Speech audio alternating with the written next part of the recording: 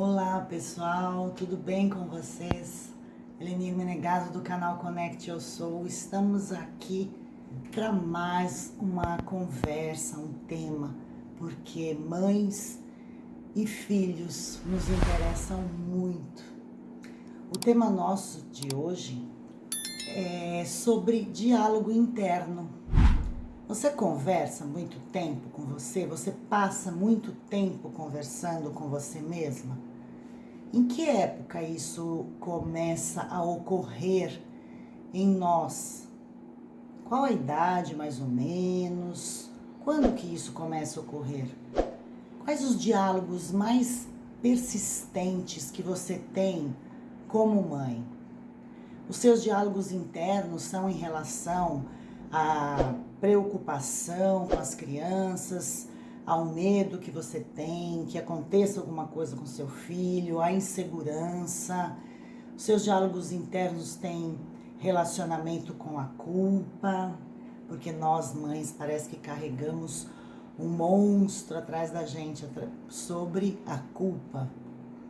Qual é a consequência do diálogo interno persistente? Qual é a consequência disso para você?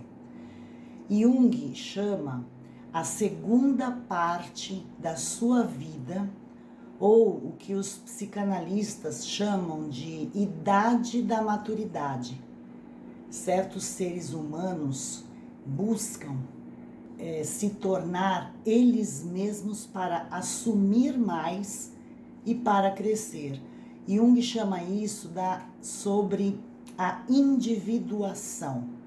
Não tem outro objetivo senão libertar o seu eu, por um lado, dos falsos invólucros da persona e, por outro lado, a força sugestiva das imagens do nosso inconsciente. Então, algumas pessoas têm muitos diálogos internos, outras pessoas têm um pouco menos.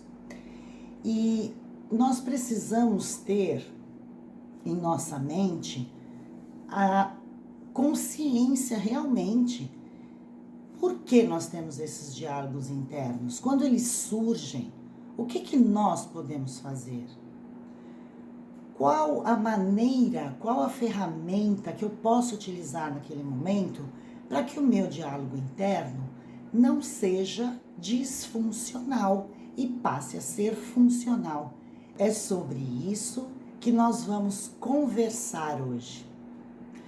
Há muito tempo atrás, o meu diálogo interno era muito ruim no sentido de como eu posso estar aqui hoje fazendo esses vídeos? Eu jamais vou fazer isso, eu vou me expor, jamais, vão me julgar, vão falar como é que eu estou. E aí, o que eu fiz? Eu trabalhei para que esse meu eu fosse fortalecido sem ser no diálogo interno disfuncional. E olha, é sempre um ou outro diálogo que fica martelando na nossa cabeça e parece que ninguém controla isso. Se a gente não conversar sério com a gente, com esse nosso outro eu, ele toma conta da gente para sempre. E isso vai virando um vício na vida da gente. Nós podemos pegar algumas frases quando surgem esses diálogos internos e transformar essas frases. Em algumas palavras, nós também podemos modificar as palavras para que a gente não caia no vício de sempre usar as mesmas palavras, porque essas palavras elas fazem um gatilho para os nossos diálogos internos. Um gatilho ou positivo ou negativo. Então vamos pegar lá uma palavrinha. Vamos colocar em uma frase. Hoje meu dia está muito difícil. Isso já se torna um gatilho para nós. Nós podemos usar as palavras com entendimentos diferentes. Então, troca a palavra difícil por hoje eu vou ter um dia desafiador, hoje eu vou ter um dia diferente, hoje eu vou ter um dia novo. Ou então, eu vou tentar.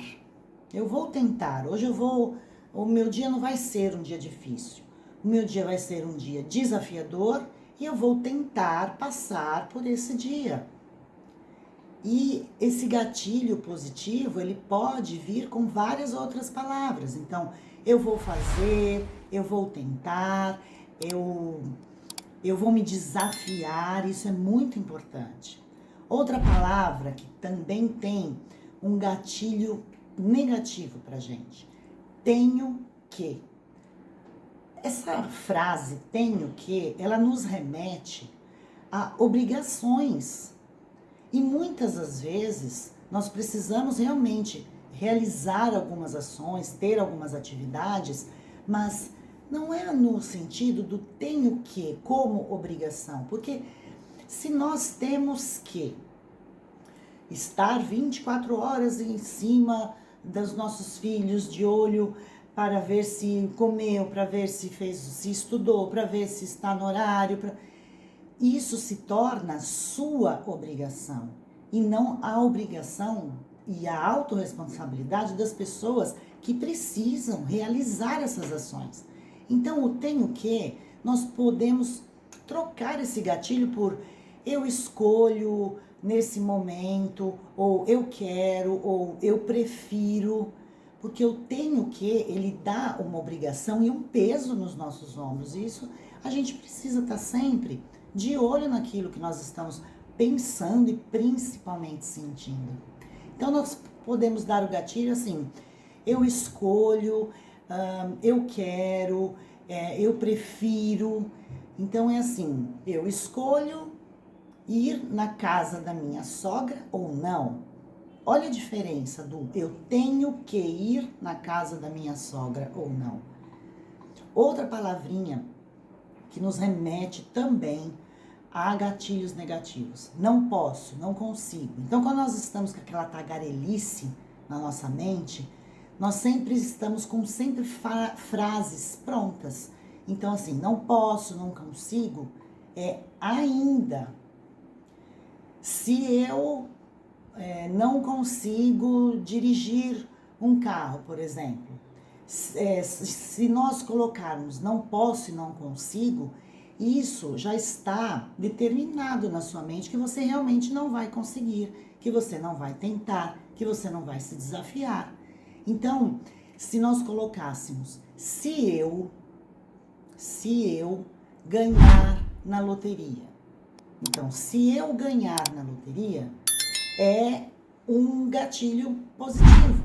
Ou quando eu comprar a minha casa, ou quando eu finalizar este curso, isso se tornam palavras com gatilhos positivos, com gatilhos funcionais. Tem outra palavrinha também que nós colocamos assim, eu espero. Então, eu espero, nós colocamos a responsabilidade. Eu espero que dê certo. Eu espero que eu vá viajar. Eu espero até chegar às minhas férias. Eu espero, então nós colocamos a responsabilidade nos outros ou em algumas situações. Então, nós podemos transformar isso num gatilho positivo. Eu vou fazer, então, eu vou tirar férias, eu vou viajar, eu vou passear, eu vou fazer de tudo o que estiver ao meu alcance para eu conseguir esse meu objetivo.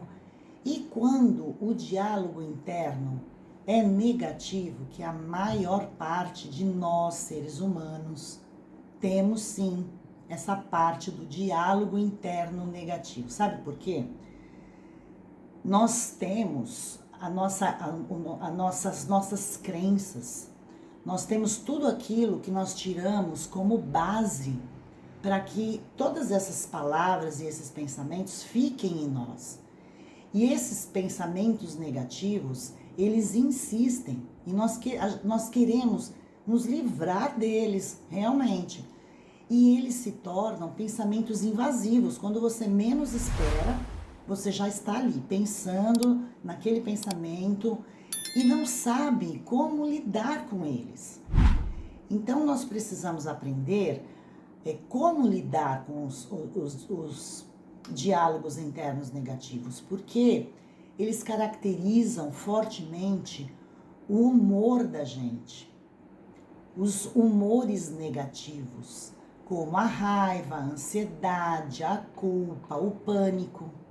Olha só, nós temos normalmente de 60 a 80 mil pensamentos, 60 mil a 80 mil pensamentos por dia. Imaginem quando o diálogo interno é incessante. Esses números dobram.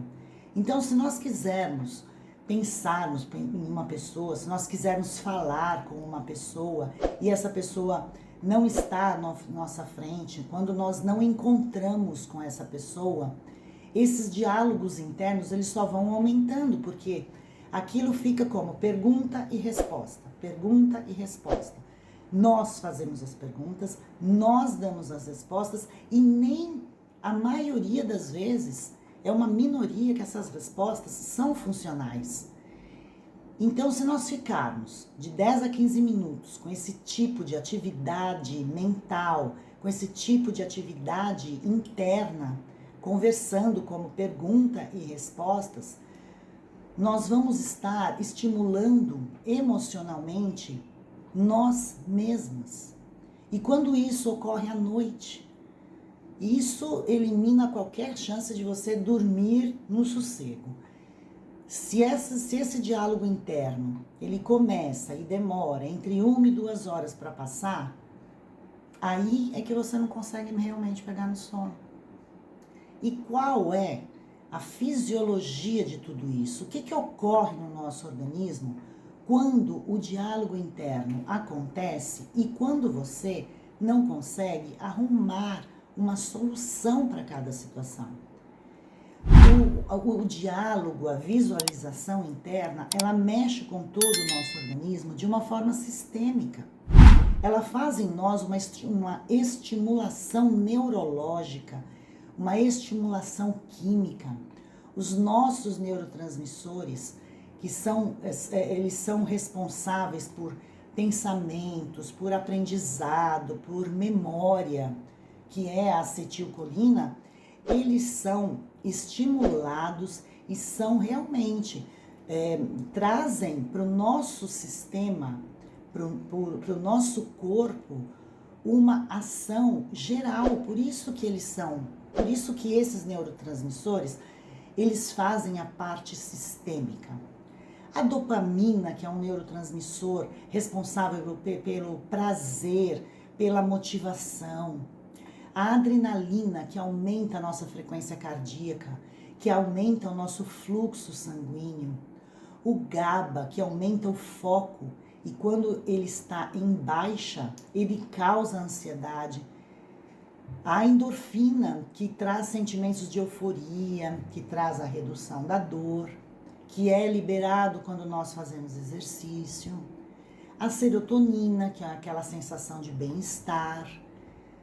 Então, olha a avalanche que nós estamos sujeitos a quando temos os diálogos internos e não conseguimos chegar a conclusões. E esses diálogos, eles vêm sempre desconectados. Uma hora você está pensando em um pilar da sua vida, família. Aí você começou a pensar em pergunta, resposta, não chegou à solução, aí você vai para um outro pilar, parte profissional.